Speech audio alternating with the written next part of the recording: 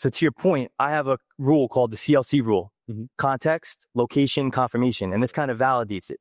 What's the context of the market? Yep. Where's the location of the market? And what's the confirmation of the setup? And this trade and all the next trades that I'm going to show you kind of validates that CLC rule. And it's so important because the setups that I take are so repeatable. The patterns appear and I know this is a trade that I should be taking. So going into your point of knowing the type of trader you are before you take that setup is like, I'm going for scalps most of the time. Yeah. What a lot of people do is they'll enter like a longer time frame trade and they'll turn it into a scalp because they didn't manage that trade properly. Yes. But you have to know the type of trader you are and you have to know the type of trade that you're entering before you enter it. That way there's no surprises, there's no mistakes, there's no uncertainties that is out of your control. Okay. You know, so it's so important to know the type of trader you are and the setups that you're looking to take.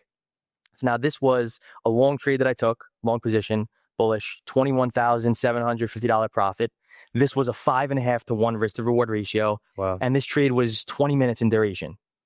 So again, high risk to reward, $4,000 worth of risk. So if my stop loss hit, I would have lost $4,000 to gain, call it $22,000 about.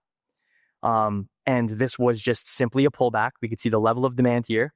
We can see the rally up.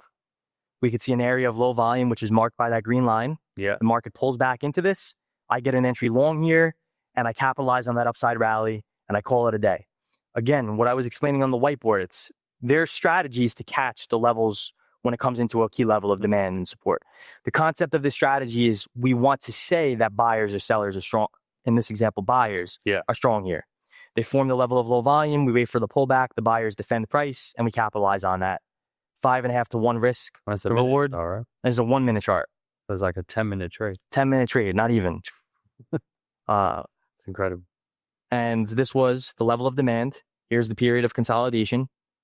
The market 3 weeks later revisits this level.